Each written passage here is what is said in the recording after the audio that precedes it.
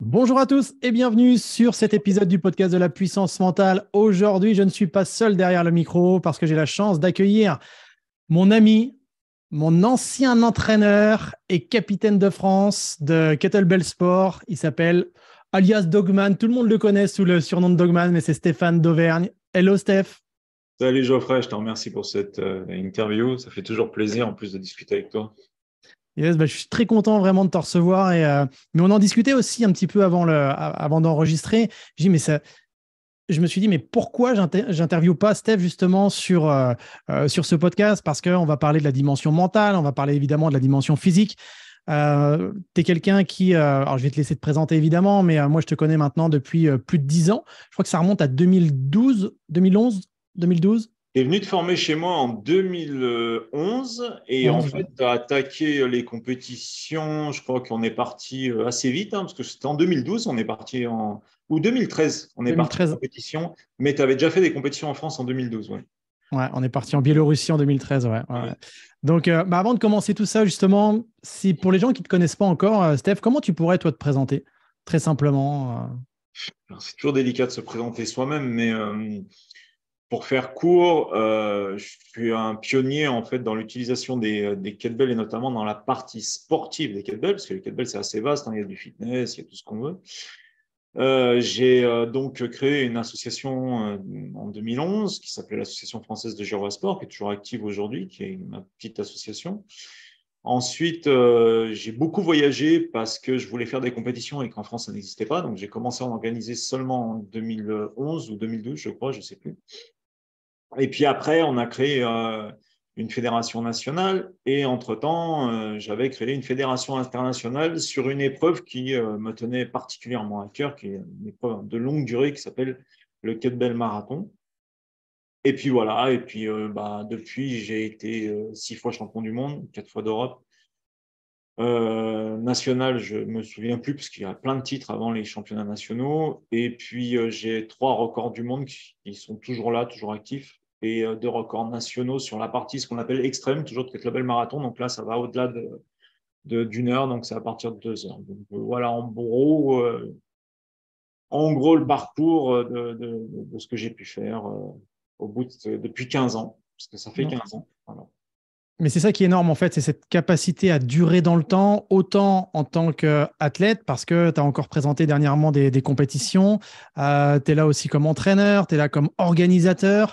Mais avant tout ça, Steph, toi, si je me souviens bien, tu avais commencé par la boxe, tu étais allé t'entraîner en tant que boxeur. Et comment s'est passée justement cette transition entre boxeur à, tiens, je pars sur le kettle, quoi. À la base, moi, je suis un amoureux des sports de combat, donc j'ai fait des sports de combat très jeune. J'ai commencé par le karaté puisque j'étais ceinture marron. Après, j'ai basculé sur la boxe thaï. J'ai eu un accident de scooter qui a fait que ça devenait compliqué de mettre des coups de pied, qui m'a bien endommagé le dos d'ailleurs et la hanche puisque je le paye aujourd'hui. Je devrais me faire opérer. De toute façon, je vais devoir y aller dans les années qui arrivent. Là, d'ici 2, 3 ans, je devrais avoir une prothèse de hanche. Et donc, j'étais parti sur la boxe anglaise. J'ai fait quelques combats. Je n'en ai pas fait beaucoup et je n'ai jamais été très, très bon dans ce milieu-là. Et en fait, quand j'ai arrêté la boxe à 30 ans, j'ai cherché un sport qui alliait à la fois la musculation, parce que j'avais commencé la musculation, mais je m'ennuyais un peu dans les salles, puis j'aimais bien le cardio. Et je suis tombé par hasard sur les kettlebells sur YouTube. À l'époque, c'était RKC. Donc, j'ai fait en 2007, j'ai fait une formation en Suisse, la première, ouais, c'était ça, c'était en Suisse, après Mhm. en Belgique. Et puis, j'ai découvert quelqu'un sur Internet qui faisait la partie sportive. Donc là, je me suis formé tout de suite dessus. Et puis, j'ai trouvé ça intéressant parce il y avait un affrontement avec soi-même qu'on va Mhm. retrouver un petit peu en boxe, le dépassement de soi, le fait d'aller chercher un petit peu au-delà de ses limites, mais sans l'adversité, c'est-à-dire qu'on ne prend pas les coups, ce qui n'est pas négligeable, Ouais. mais on a vraiment ce côté combatif qu'on retrouve dans les sports de combat et c'est ce qui m'a plu dès le début. Donc, j'ai basculé là-dessus et après, le destin, je suis rencontré les bonnes personnes qui m'ont aidé à développer, comme Ole Ilika et après, les choses sont parties toutes seules. Mais je pense que moi, je crois beaucoup au destin et je pense que tout ça, c'était prédestiné. Excellent. Et justement, c'est vrai que pour en avoir discuté avec pas mal de boxeurs qui étaient dans l'équipe auparavant ou même encore maintenant, On en a ils ont encore souvent. beaucoup, hein. On en a Ouais, encore beaucoup. ouais. Mais ils ont comparé justement aussi beaucoup ce sport à. Évidemment, on ne prend pas les coups, donc c'est une dimension qui est un peu différente. Mais en tout Ouais. cas, les coups, tu te les prends quand même indirectement parce qu'au niveau du mental, surtout, enfin. Quand nous, on était ensemble sur l'équipe de France, on partait sur des marathons ou des semi-marathons. Donc, pour ceux qui ne connaissent pas forcément, c'est soit 30 minutes, nous, on faisait 24 kilos ou 32 kilos, et on était sur 1 heure à 24 kilos sur un même mouvement où on répétait le mouvement en changeant de bras de façon indéfinie. Donc, c'est vrai que là, de tenir, il y a quand même cette dimension mentale où tu dois rester debout malgré l'adversité, en fait. Et Dans tous les sports d'endurance, la connotation mentale est supérieure au sport de force. C'est logique. Parce que quelqu'un qui fait du développé couché, qui a une rep à faire, ça va prendre combien de temps? Fraction de seconde, une seconde. Et nous, pendant 1 heure, on va souffrir. Donc, à un moment donné, si ta tête, elle n'est pas là, le corps, il ne pourra jamais suivre. Et sur la fin, on le sait très bien que c'est la tête qui prend le dessus. Puisque le corps, et tu l'as vu, puisque toi, tu as fait un record aussi de 2 heures, à un moment donné, tu es dans un état de flow, où tu es complètement déconnecté du monde qu'il y a autour de toi. Et c'est ta tête qui te tient. C'est ta tête qui fait que tu vas continuer. Le corps, lui, il a envie d'arrêter. Hein, parce que tu parles de douleurs, mais il y a les douleurs mentales, il y a les muscles qui n'en peuvent plus, il y a le cœur, le cardio qui tape.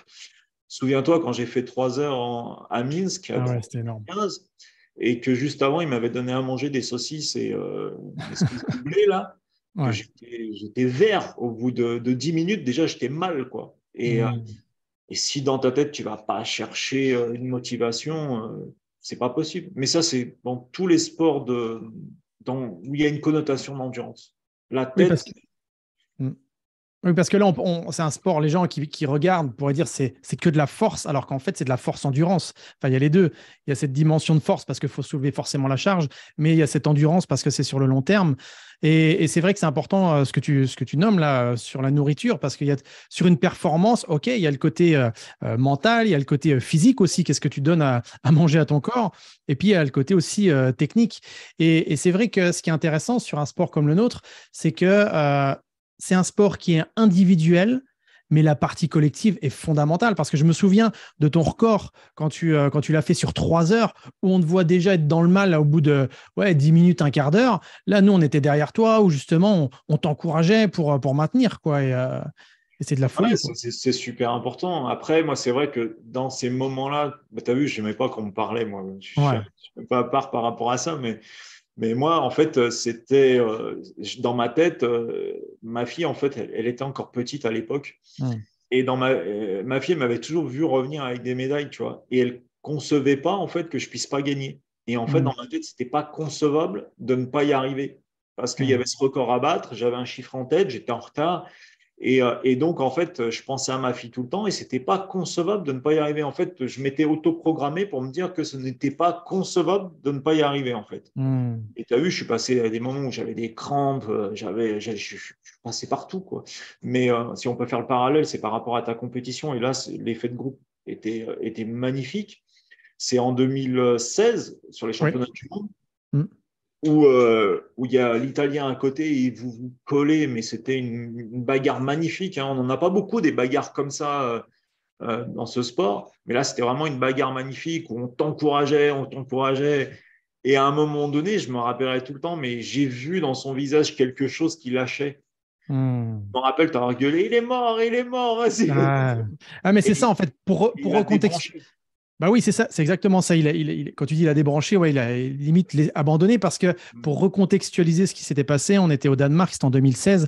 Moi, j'étais sur une compétition où je devais soulever 30 kilos 32 kilos pendant 30 minutes, ouais. Et en fait, c'était une battle avec un Italien et l'Italien, il me mène pendant en gros 25 minutes. Et sur les dernières 5 minutes, je remonte petit à petit le score. Et là, moi, je me sens porté par l'équipe. Tout le monde m'encourage. Et l'Italien, lui, son équipe l'encourage, mais pas dans la même dimension, en fait. Ils l'ont lâché, si tu te rappelles bien. Quand ils ont vu que tu étais en train de revenir, Oui, oui, ils oui. sont carrément barrés. Et du coup, bah, c'est là qu'on voit la puissance du collectif. D'ailleurs, c'est une vidéo qu'on peut retrouver sur YouTube. Et on voit justement, quand tu parlais de l'état de flow, moi, j'étais dans un état second et j'étais porté par chaque. Il y avait même, vous faisiez même une hola et tout. Puis à la fin, on voit, hein, c'est Franck qui vient m'attraper derrière. Et puis vraiment, et je suis à moitié en train de me. Une fois qu'on a débranché, une fois que le compteur est arrêté, tu as l'impression que tout s'arrête, quoi. C'est fou, quoi. Ah ouais, ouais, c'est des moments qui sont exceptionnels. Ça, je pense que les gens qui ne le vivent Ouais. pas, ils auront du mal à le comprendre. Oui, c'est ça. C'est ça. C'est des moments qui sont exceptionnels. Et puis, cette sensation qu'on a, où voilà, on a l'impression de flotter un petit peu, tu vois, elle est addictive. Hein. Elle C'est est ça. très addictive. Hein. Tu as Ouais, vu, ouais, quand tu as fait ton record, au moment où tu as posé, tu étais content de poser parce que ton corps, il n'en pouvait plus, mais ton esprit, il avait envie que ça continue, tu vois. ouais, c'est ça.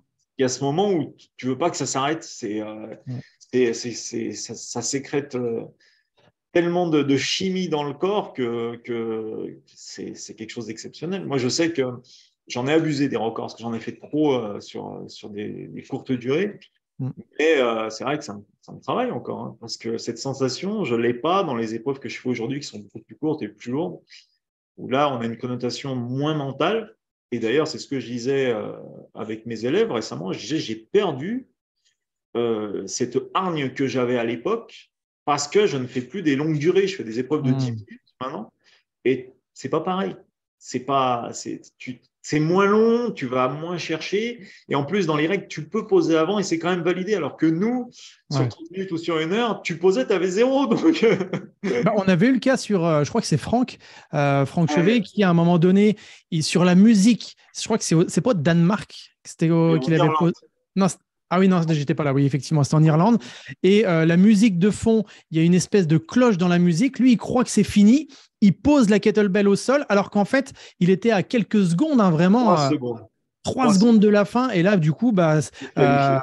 il est disqualifié, disqualifié. Donc, c'est aussi, c'est rude, c'est un sport qui est vraiment, qui demande ouais, beaucoup de concentration, mais c'est vraiment très, très fort. Et Franck, il a été très courageux parce qu'il avait les mains complètement arrachées. Le lendemain, il refaisait une épreuve. Il m'a Hmm. dit demain, je récupère ce que j'ai perdu. Et le lendemain, il a fait un truc magnifique. Très, très courageux, Franck. Très, très courageux. Ouais, ouais, ouais. Puis ça l'a aidé sur d'autres compétitions, justement, à avoir cette force mentale et tout ça.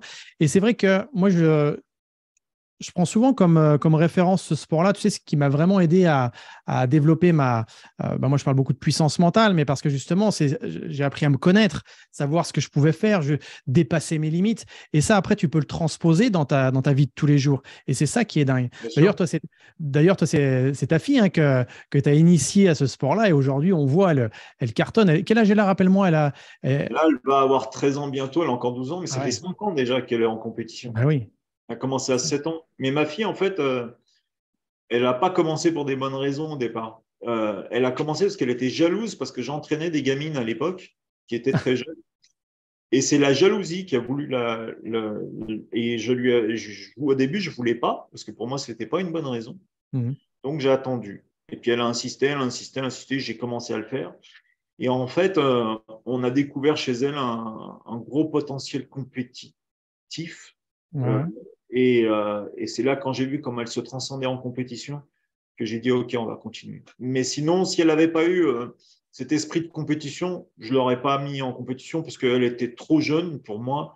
Mhm. Et, et je voulais qu'elle prenne son temps de découvrir d'autres choses. Mais ma fille a cette particularité, ouais, et, bah, elle a fait un semi-marathon hier, tu vois, à 8 kilos, parce qu'on Mhm. démarre les championnats du monde. Et quand je lui dis, parce que bah, avec l'expérience, tu sais, quand le corps il commence à fatiguer, il faut Mhm. savoir ralentir, même si tu ralentis peu, c'est nécessaire pour reprendre l'énergie pour repartir. Et je lui disais de ralentir, elle ne voulait pas. Et dans le mal, elle lutte énormément et elle a Mhm. une combativité incroyable. Incroyable. Ouais, En- c'est énorme, ça. c'est simple, en compétition, elle fait toujours plus que ce qu'elle fait à l'entraînement. Et bah, l'année dernière, en 2022, au championnat du monde en Belgique, elle est surclassée parce qu'elle fait du double half snatch, donc à 2 fois 8 kilos sur 10 minutes. Mais de par son âge, elle devrait être à 2x6. Mais elle avait tellement atteint un plafond que je ne pouvais plus la laisser à 2x6 parce que sinon, elle ne fixait plus assez et elle avait des nausées. Et elle a été élue meilleure athlète féminine junior de la compétition. Excellent. Techniquement et physiquement, elle a fait 97 répétitions, 10 minutes avec, ça fait 16 kilos au total, quoi, pour une gamine de 12 ans. Et, dans sa tête, elle finit, elle te dit, je suis fatiguée, mais ça va. C'est Mais, pas... mais justement, ça me fait penser, tu te souviens, quand on était en 2013 à Minsk avec ces jeunes-là qui s'entraînaient et on voyait certains qui avaient les mains qui commençaient à être arrachées. Et c'est vraiment une éducation mentale. Hein. C'est vraiment où on apprend aux enfants, notamment dans les pays de l'Est. Hein. Enfin, en tout cas, moi, je me souviens m'être fait la réflexion en disant en France, ton gamin, il pleure parce qu'il n'a pas la télécommande ou pas ses dessins animés. Et là-bas, il soulève des kilos et il a mal physiquement et il continue, quoi. C'est vraiment une éducation mentale qui est inculquée là-bas. Hein. Ça n'a rien à voir.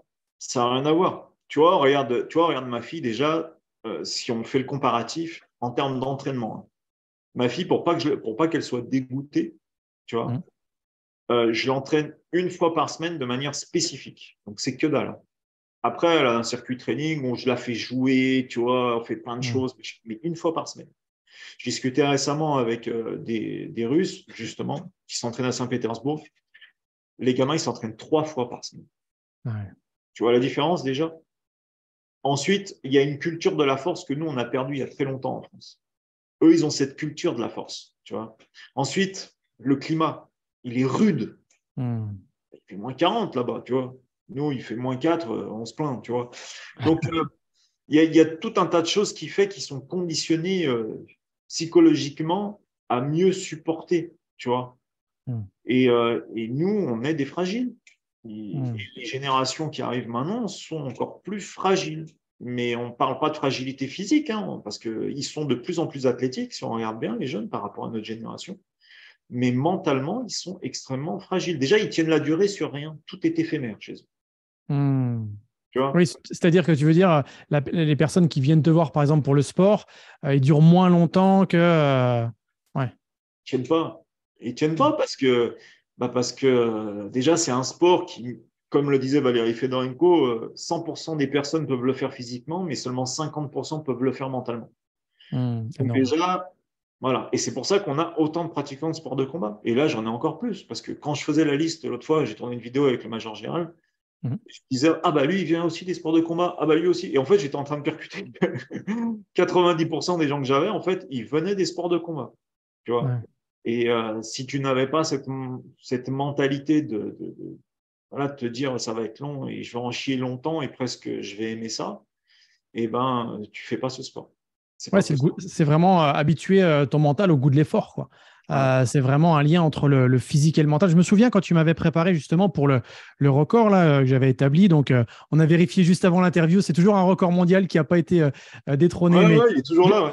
j'espère justement qu'un jour il sera détrôné. D'ailleurs, vous pouvez aller voir sur Google, vous mettez il soulève l'équivalent d'un 38 tonnes et vous trouverez le record. Donc c'était 16 kilos, 2388 fois pendant 2 heures non-stop. Donc c'était Stéphane qui m'avait entraîné et qui m'avait préparé spécifiquement à ce record. Et je me souviens dans ta préparation que tu m'avais proposé, Steph, c'était vraiment OK, fais 30 minutes. Ensuite, fais 60 minutes. Mais vraiment pour habituer mon corps et mon esprit à dépasser à chaque fois mes limites, quoi. Parce que c'est sûr que si je pars sur alors, bien sûr, j'ai pas commencé par ce record. Ça faisait déjà quelques temps que je m'entraînais, que j'avais fait des Tu vas faire compétitions. 1 heure déjà, hein, Ouais. à 24 kilos, il faut le dire aussi. Oui, Après, oui. c'est pas un novice, hein, c'est pas des débutants qui peuvent faire ça. Hein. Ouais, oui, j'avais déjà cette capacité à soulever 24 kilos sur le même mouvement pendant 1 heure. Mais quand même, passer de 1 heure à 2 heures, c'est une autre dimension, quoi. Ah, C'est c'est pas vraiment. pareil. Ah, ouais, ouais. Tu sais, c'est un peu comme certaines personnes qui disent oui, mais moi je cours 5 km en temps de temps, donc je suis capable de faire un marathon en temps de temps. Non, ça n'a rien à voir. C'est pas pareil. Il reste quand même 4 Ouais, heures plus. Quoi. ouais, c'est ça. C'est ça. Et c'est complètement différent. Euh, Selon toi, Steph, quelles sont les principales qualités qui sont indispensables pour performer dans ce sport-là? Les qualités mentales, je parle. Hein. Ah, Ouais, mental, pas physique. ouais. Euh, Et puis tu pourras mental, dire aussi après physique, mais. Mentalement, clairement, il faut avoir cette capacité de concentration sur de la longue durée, ce qui est extrêmement dur. C'est-à-dire que l'importance de la technique, ça fait 50% du travail déjà, parce que c'est ce qui va limiter la casse physiquement. Donc, il faut arriver à rester concentré sur sa gestuelle, coordonner sa gestuelle avec sa respiration et rester concentré sur quelque chose comme ça, sur des durées aussi longues, c'est extrêmement difficile. C'est extrêmement difficile parce que le cerveau, à un moment donné, il veut déconnecter. Il veut il veut arrêter de penser parce que la douleur est déjà présente. Donc, il veut arrêter de penser à ce qu'il fait. Donc, il essaye absolument de se déconnecter.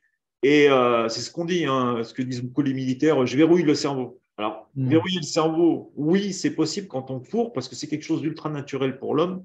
Marcher pendant des jours sans s'arrêter, et pas tous, hein, mais c'est possible.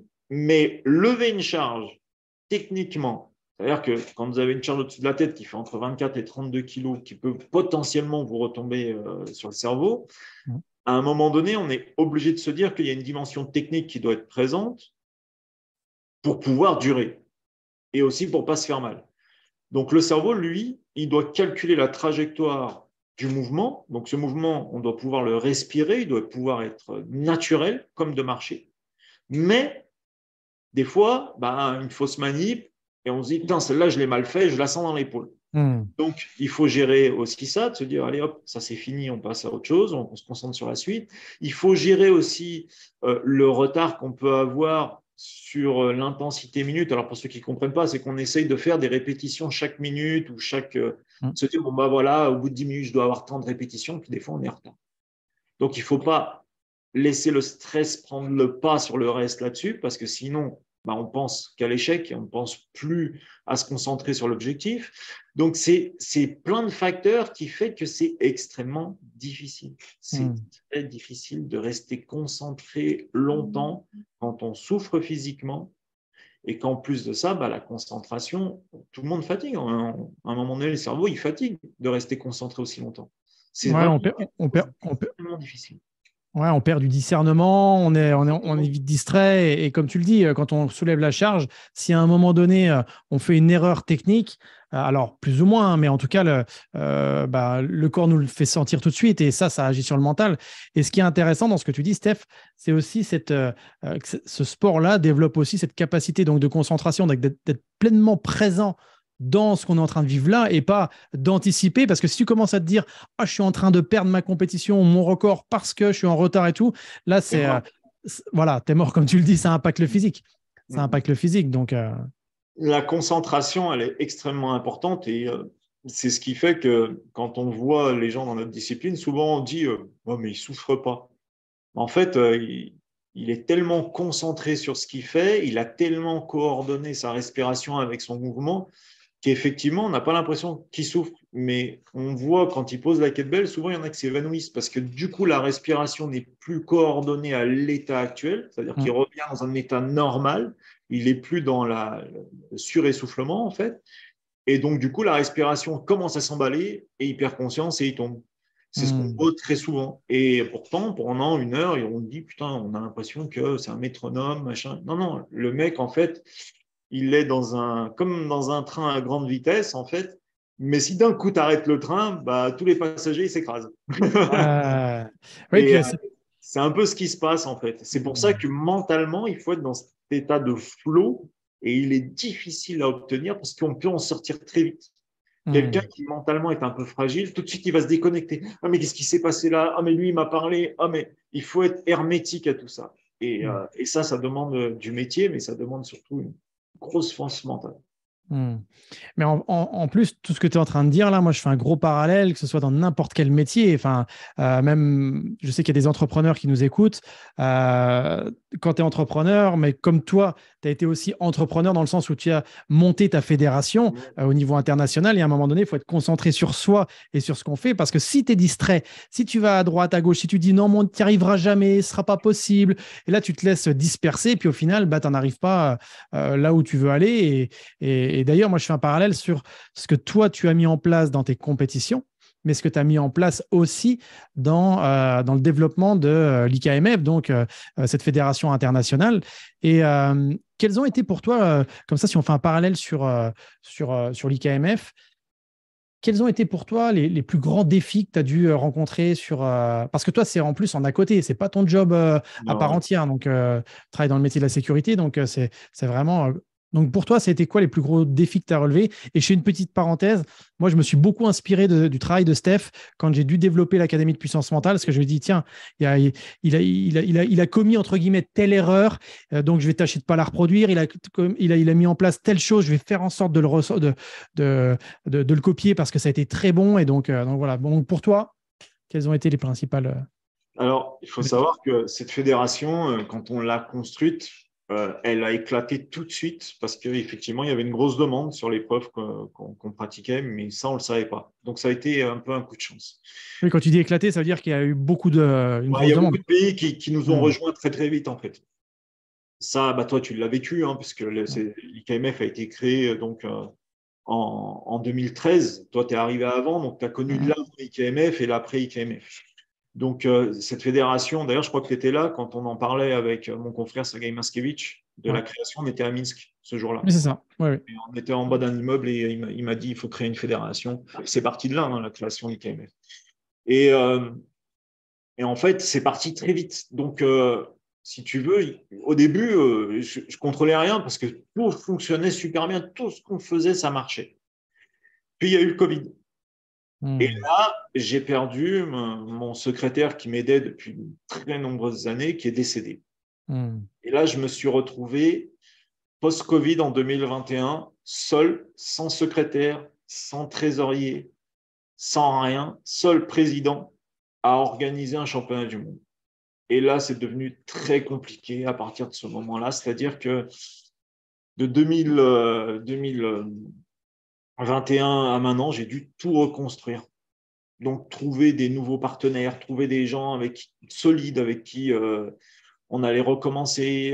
On a rechangé les règles de l'IKMF pour attirer plus de monde. Il a fallu tout restructurer. Il a fallu s'adapter en fait à cette situation de Covid qui nous a fait perdre énormément d'athlètes, hein, le Covid. Hein. Pas qui sont Hmm. décédés, hein, mais d'athlètes qui n'avaient plus de moyens financiers, qui avaient peur. Derrière Ouais. l'histoire conflit Ukraine-Russe qui est arrivé, bon, là, on a un sport qui vient d'où? Qui vient des pays de l'Est, Ouais. catastrophe.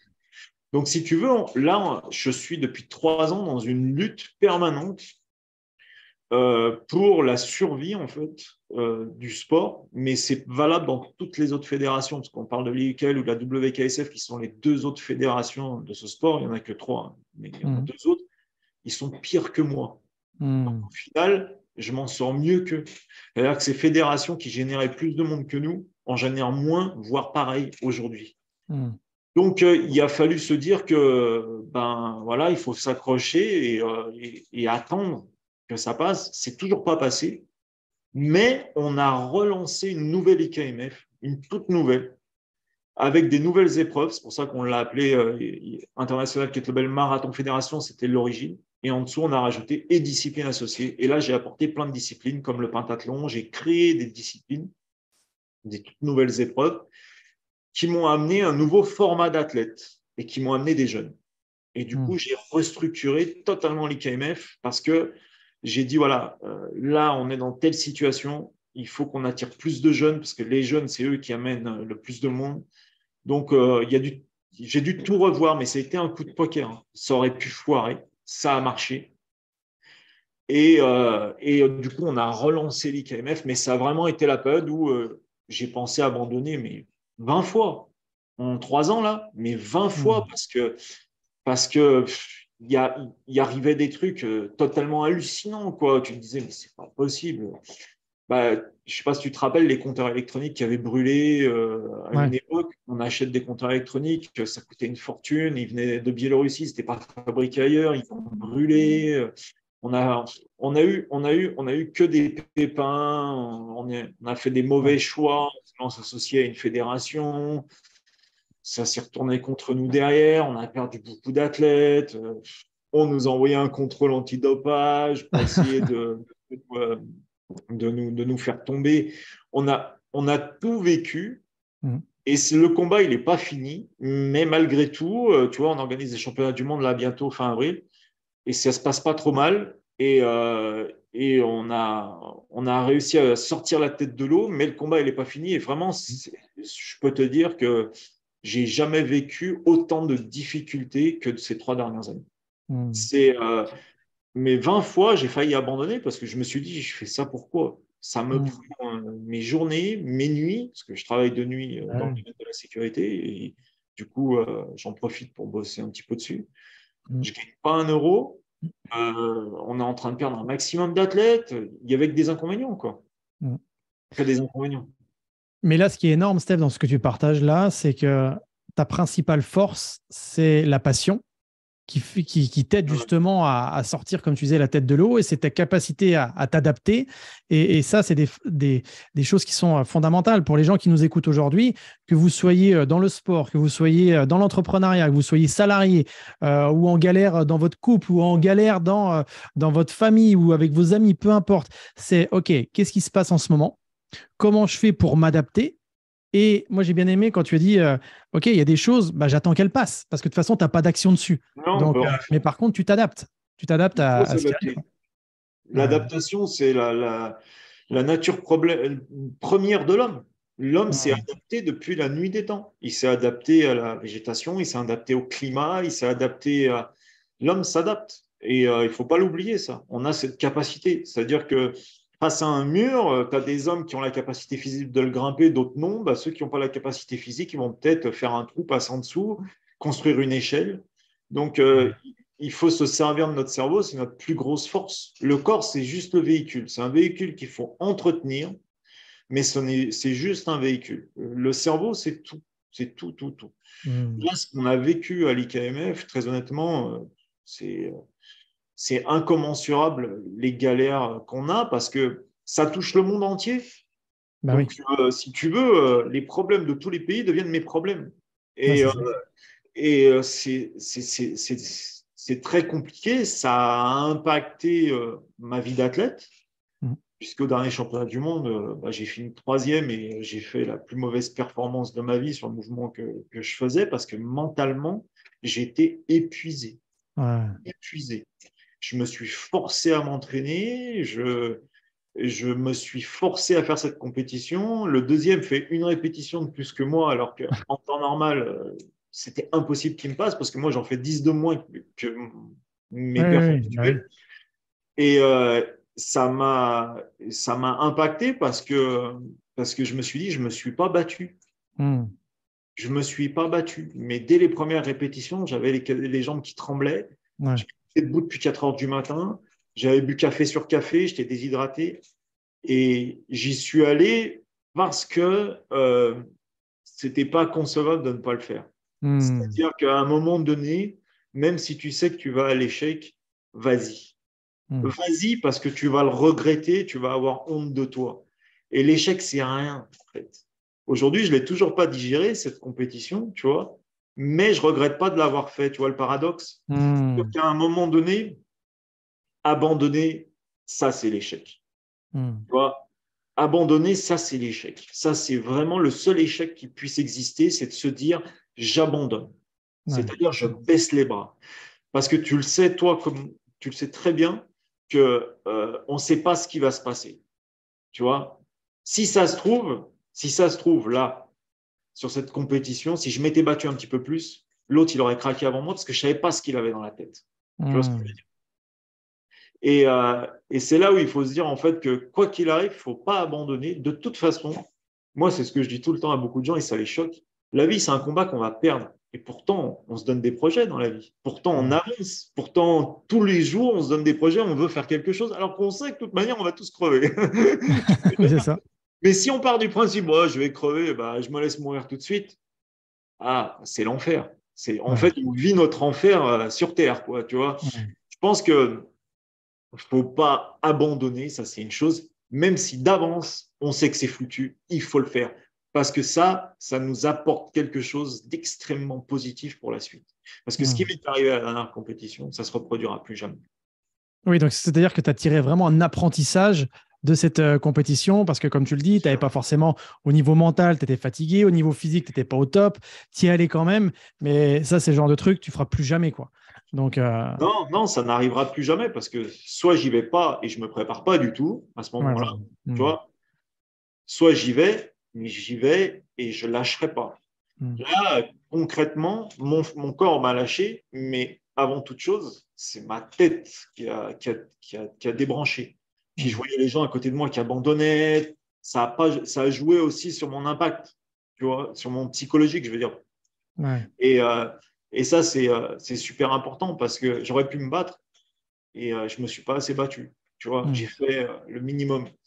Et ça m'était jamais arrivé. Ça m'était jamais arrivé avant. Mais bon, après, c'est une autre épreuve qui est dangereuse parce que c'est très lourd.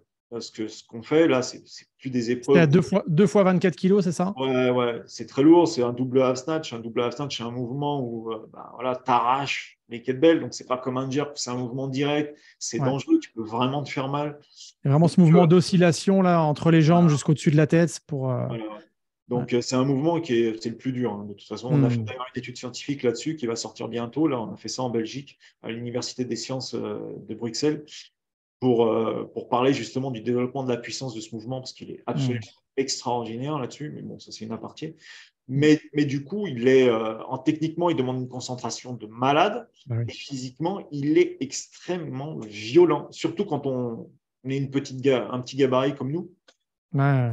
Tu fais 74 kilos, tu as 48 kilos à arracher. Tu as 2 tiers de ton poids de corps. Tu vois. C'est énorme. Donc, du coup, c'est extrêmement violent et tu sais d'avance déjà que là, tu ne vas pas jouer longtemps. Quoi. Tu ne vas pas verrouiller le cerveau. Quoi. Donc, il va falloir rester concentré, focus. Et là, j'ai vu que mes jambes tremblaient, j'ai vu que ça commençait à devenir très lourd. Et en fait, je n'ai pas voulu prendre de risque. J'ai posé. Et en fait, si je m'étais un peu plus concentré, si j'avais pris mon temps, parce qu'il me restait encore du temps, tu vois, eh ben, je pouvais. Et c'était là-dedans que ça devait. Mais c'est énorme aussi, ces sources d'apprentissage, parce que la prochaine fois, tu diras non, je ne vais pas reproduire la même chose. Non. Donc, tu auras une meilleure stratégie. Je ne vais pas le reproduire parce que je l'ai encore en travail. Ouais, voilà. Donc, tu vois ce que je veux dire. Donc, c'est pour ça que je ne regrette pas de l'avoir fait. Je ne regrette pas d'y être allé, même si juste avant de monter sur la plateforme, on m'a dit t'es blanc et tout, tu sais, bois et tout. J'étais blanc, apparemment, j'étais pas bien. J'aurais pu dire bah non, je ne vais pas prendre de risque, je ne le fais pas, mais je l'aurais regretté. Tu te souviens quand on était allé oui, si c'était en 2013, Sergei Maskevich, donc celui avec qui tu avais cofondé l'IKMF avant, ça ne s'appelait pas IKMF, mais on va dire ça. Il nous avait proposé un entraînement dans son gymnase. Et moi, j'étais allé le voir et je lui dis, mais Sergei, c'est quoi ton secret? Parce que moi, tu sais, il y avait forcément un secret pour arriver à soulever très lourd pendant très longtemps. Et il me regarde avec un sourire en coin et il me dit « training ». Mais je suis dégoûté parce qu'on est en Biélorussie. Alors oui, on a fait une compétition, c'était génial et tout. Mais moi, je m'attendais à ce qu'il me donne un secret de fou, tu vois. Et il me dit « l'entraînement ». Et tu vois, c'est ça qui est dingue. Et je me dis, mais en fait, c'est… Même ce que tu as vécu là sur ta compétition, c'est aussi un entraînement mental parce que tu t'es entraîné dans une situation particulière, tu en tires un apprentissage. Donc, du coup, la prochaine fois, ça ne sera pas du tout la même chose pour toi. Ouais, c'est que de l'expérience. Tout est source d'apprentissage. Ouais, mais de toute manière, Joe, même toi, tu as monté ta société, puisque je te connais depuis quand même un petit moment. Hein, j'ai vu d'où tu es parti et tout ça. C'est pas compliqué. C'est du travail, de la patience, de la détermination. Et ça, n'importe quelle personne, même le plus faible, le plus bête, s'il a ces 3 qualités-là, tôt ou tard, il aura des résultats dans quelque chose. Il obtiendra peut-être pas le plus haut des sommets, mais il aura des résultats positifs. Je pense que la seule formule magique, c'est ça. C'est ça. C'est travail, détermination, patience. Patience, c'est important parce que ça va être… Et il n'y a pas de secret. Il n'y a pas de secret. Tu peux être le plus doué, tu peux être le plus intelligent. Si tu n'as pas ces 3 qualités réunies, tu ne fais rien. C'est tout. Tu ne fais absolument rien. Donc, à un moment donné, il y a des passages difficiles. Ça fait partie du jeu. Et il faut les passer, s'adapter, patienter. Voilà. Et puis après, il va y avoir des passages faciles. Mais le problème, c'est qu'on retient toujours les passages difficiles. c'est ça. Mais écoute, en tout cas, je te remercie beaucoup pour tout ce partage-là. Et je tenais aussi à te remercier parce que aujourd'hui, c'est vrai que moi, dans l'Académie de puissance mentale, j'accompagne beaucoup de personnes avec la préparation mentale, l'hypnose. Et je me souviens comme ça où tu m'avais autorisé, hein, parce que tu étais quand même le capitaine de l'équipe, à proposer des séances d'hypnose, tu sais, sur certains athlètes. Bon, ils étaient évidemment OK et tout ça. Et vraiment, je tenais à te remercier parce que, bon, on mettra le côté où on avait fait justement des soirées hypnose où certaines personnes qu'on ne nommera pas ici me diront non, mais moi, je ne suis pas hypnotisable. Et paf, 2 secondes après, allongé sur le lit en train de partir dans un état de détente et de C'était sérénité. magique cette soirée. Ouais, c'était dingue. Hein. Ouais, on s'était bien marré. C'est le soir où j'ai pris un fou rire où j'arrivais plus à m'arrêter, si tu te rappelles bien, Ouais, que je oui, oui, m'isolais exact. dans la chambre justement à cause de ça. À cause de ça. Ouais, Non, non, ouais, mais moi, tu me coucheras pas, tu m'hypnotiseras pas. Hop. oui, parce que ça a permis aussi de décompresser, parce que c'était la veille de la compétition, où justement, tu es un peu tendu, c'est normal. Hein, et on avait fait aussi avec d'autres personnes. Alors, oui, on a fait de l'hypnose avec certaines personnes en mode vraiment préparation mentale, mais on a fait aussi de l'hypnose en mode très ludique, où, Ouais. je ne sais pas si tu te souviens, il y a une personne, on lui avait dit, tu t'appelles Dogman. Ben oui, je m'appelle Dogman. Et c'était une femme, hein, on ne va pas la nommer, hein, mais hein, elle se reconnaîtra d'elle-même. Mais voilà, on s'était bien marré. C'est vrai que cette cohésion, et j'ai envie de terminer là-dessus, c'est vrai que la cohésion, pourtant dans un sport individuel, ça nous a porté, mais de façon incroyable, quoi. On s'est L'équipe senti pousser des ailes, hein. C'était de la L'équipe folie. qu'on était, on en parlait en off juste avant, elle était exceptionnelle. De toute façon, on nous avait surnommé la Crazy French Team, mais Ouais. en fait, on avait des super performances et on faisait que déconner, que déconner. Et je pense que c'est le fait qu'on ait cette cohésion de groupe, que rappelle-toi, on s'est retrouvés dans une maison, on était combien? On était 7 ou 9, 7 ou 9, je Ouais. sais plus.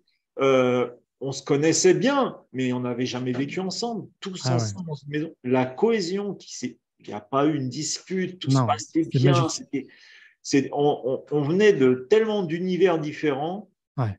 et on s'emboîtait comme un puzzle. Ouais. C'était quelque chose d'extraordinaire. Cette équipe-là, jamais je la retrouverai. J'adore l'équipe que j'ai maintenant. J'ai des gens extraordinaires, vraiment pros et tout.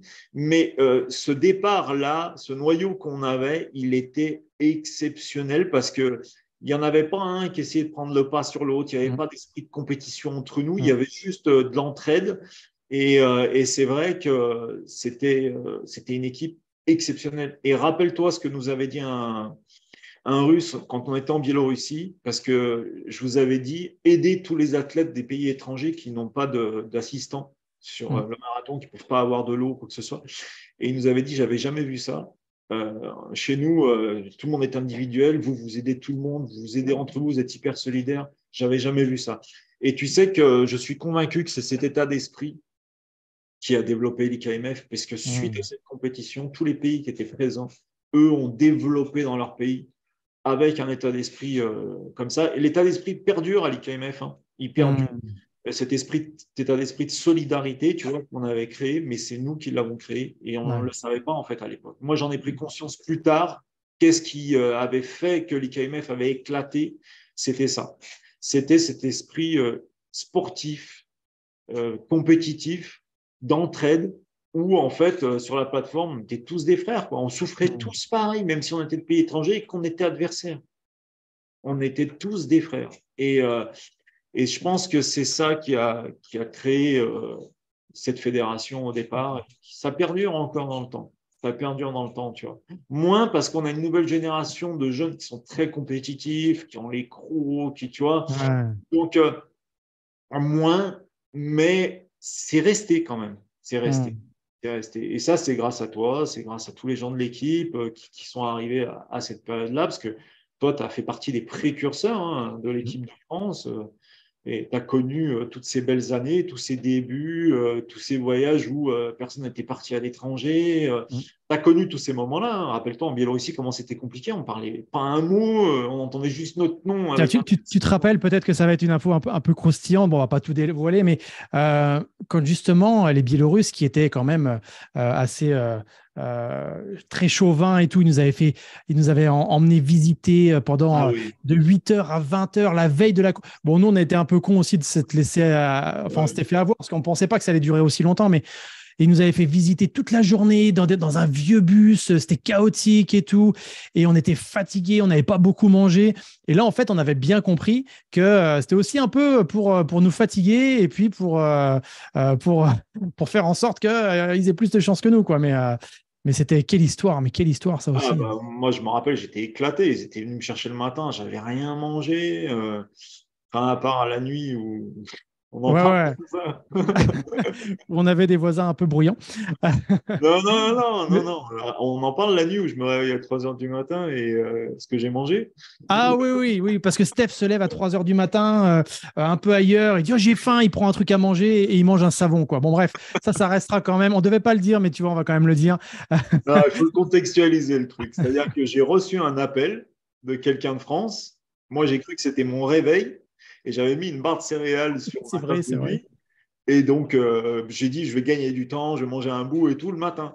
Et j'ai cru que c'était le matin. Et en fait, à côté, il y avait un savon. J'ai ouvert, j'ai pas voulu allumer la lumière, j'ai croqué le savon. Et toi, tu te réveilles, tu me dis, mais qu'est-ce que tu fais et tout. J'étais dans la salle de bain en train de cracher et tout. Mais qu'est-ce que tu fais? C'est 3 heures du matin. J'ai dit, mais non, c'est l'heure. Il me dit, mais non, c'est 3 heures du matin. Et tu m'avais envoyé après par la poste un savon avec un petit mot en me Avec un disant, petit mot, ouais. Ouais, je m'en et je souviens. l'ai gardé, ça, hein, je l'ai toujours. Excellent. Mais c'est vrai que ça fait plein d'histoires, enfin plein de souvenirs en tout cas. Mais c'est vrai que la Biélorussie, en plus, c'était un pays, je crois que à ce moment-là, tu devais avoir 100 000 personnes qui allaient en tourisme. Tu n'avais personne, quoi. Ouais, c'était Et totalement des paysans, hein. ah ouais, ouais, ouais, et quand les gens nous voyaient, ils nous faisaient signer des autographes et tout, c'était assez drôle.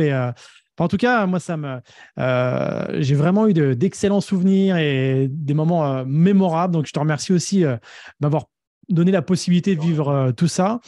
Steph, je te remercie énormément pour tout ce que tu nous as partagé sur cet épisode-là. Si les gens veulent te retrouver, où est-ce qu'ils peuvent Bah, te retrouver? majoritairement, c'est vrai que le sport chez nous, il est sur Facebook. Donc, Ouais. Stéphane Dogman sur Facebook ou sur un Instagram Dogman Kettlebell Evans, le truc que vous voyez derrière.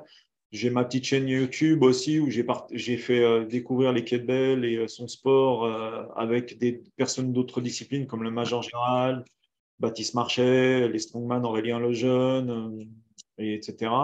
Et puis principalement, voilà, je suis là après sur TikTok, c'est mes entraînements que je poste régulièrement. C'est voilà, j'essaie de communiquer principalement mes entraînements. J'ai mon site internet aussi qui s'appelle dogmankettlebell.fr. Tout est à Dogman, hein, comme ça c'est simple. Et, voilà, principalement en fait, l'idée c'est de véhiculer les entraînements. J'ai 47 ans passés maintenant, j'ai un gros problème à la hanche. Malgré tout, je peux continuer à faire cette discipline. Et ce que je veux aussi, c'est véhiculer le fait qu'il faut durer. Ça va beau faire Hmm. 15 ans que je fais ça. Des fois, j'en ai marre. Des fois, j'ai envie de passer à autre chose. C'est normal. Mais voilà, le truc, c'est qu'il faut durer dans le temps. Le corps, c'est un véhicule qu'il faut entretenir. Et le sport aujourd'hui est une obligation dans notre société.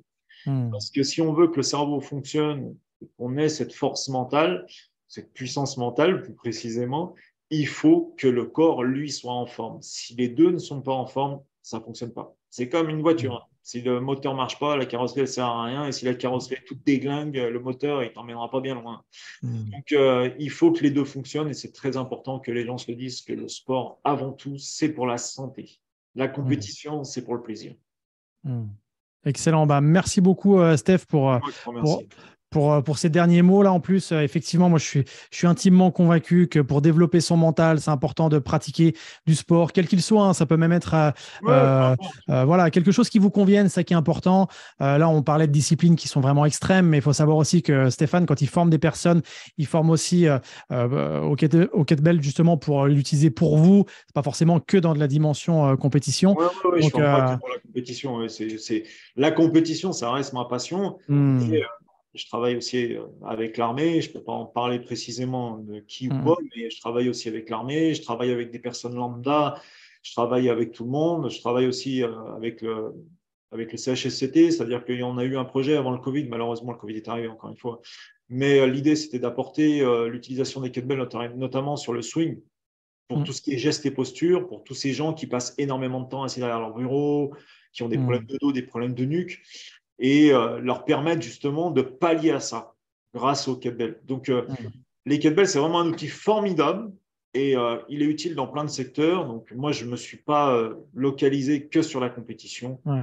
Si ça reste ma passion, c'est pour moi. Mais après, j'essaie de toucher un public large. Et actuellement, je suis sur un nouveau projet qui s'appelle le Kettlebell Street Lifting, qui justement incorpore les mouvements du poids de corps qu'on connaît principalement, du dips et des tractions, associés à 2 mouvements de kettlebell que j'ai sélectionnés, qui sont les mouvements qui vont générer le plus de puissance sur des très, très courtes durées.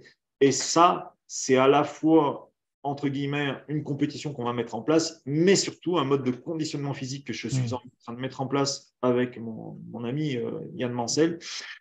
Et là, ça s'adresse à des gens comme toi, Yann, qui justement ont un métier qui leur prend énormément de temps. Ils n'ont pas forcément beaucoup de temps à accorder aux entraînements. Et grâce à cette méthode-là qu'on est en train de mettre en place, ça va vous permettre de développer votre puissance principalement, aussi votre endurance sur des entraînements qui sont très courts, puisque les durées ne dépassent pas 1 minute. Voilà. Non, par contre, je dois dire un truc, je dois être très honnête, Steph, c'est un enfoiré. Vous savez pourquoi c'est un enfoiré? Parce qu'il suffit que je passe un peu de temps au téléphone avec lui ou alors comme ça sur un échange. Vous voyez les épreuves qu'il vient de dire là, ça me donne forcément envie. Moi, les dips, les tractions, la kettle, c'est… T'es préparé ta licence, t'inquiète. Quel enfoiré celui-là. Mais c'est pour ça que je l'apprécie aussi, c'est parce que c'est justement quelqu'un de passionné. Et justement, aujourd'hui, si vous êtes intéressé par… Je vais enlever ce que j'ai dit tout à l'heure. Faites un sport, peu importe lequel. Non, si vous voulez vous développer physiquement, mentalement, le kettlebell sport, pour moi, c'est un des sports qui va vous aider grandement à vous développer dans la dimension autant physique que mentale. Donc vraiment, je vous invite vraiment à aller vers là. Encore une fois, attention à qui vous regardez sur les réseaux, qui vous suivez. Et Steph, il en a parlé, il a aujourd'hui quelques petits problèmes physiques par rapport à des accidents précédents. Ça ne lui a jamais empêché de pratiquer. Moi, j'ai jamais été blessé. Pourtant, j'ai soulevé des tonnes. J'ai jamais été blessé. Donc j'approuve sa méthode, j'approuve son travail. Donc vraiment, Steph, un grand merci pour tout ce que tu nous as partagé aujourd'hui. J'invite tout le monde à te suivre sur les différents réseaux. Et puis, la question que j'ai envie de vous poser aujourd'hui, par rapport à cet entretien que vous avez entendu entre Steph et moi, avec quoi vous repartez concrètement? Quel parallèle vous avez pu faire dans votre vie personnelle? Peut-être qu'il y a des moments où vous avez eu envie d'abandonner. Peut-être qu'il y a des moments où vous aviez une motivation de dingue et puis après, ça a peut-être redescendu. Ou peut-être que vous êtes en train de vous poser la question sur ce que vous allez faire plus tard. Bref, c'est toujours intéressant de faire un parallèle par rapport à ce que vous avez écouté aujourd'hui. Quoi qu'il en soit, prenez soin de vous, prenez soin de vos proches et prenez soin de votre puissance mentale. Salut à tous. Salut Steph. Ciao, merci Joe.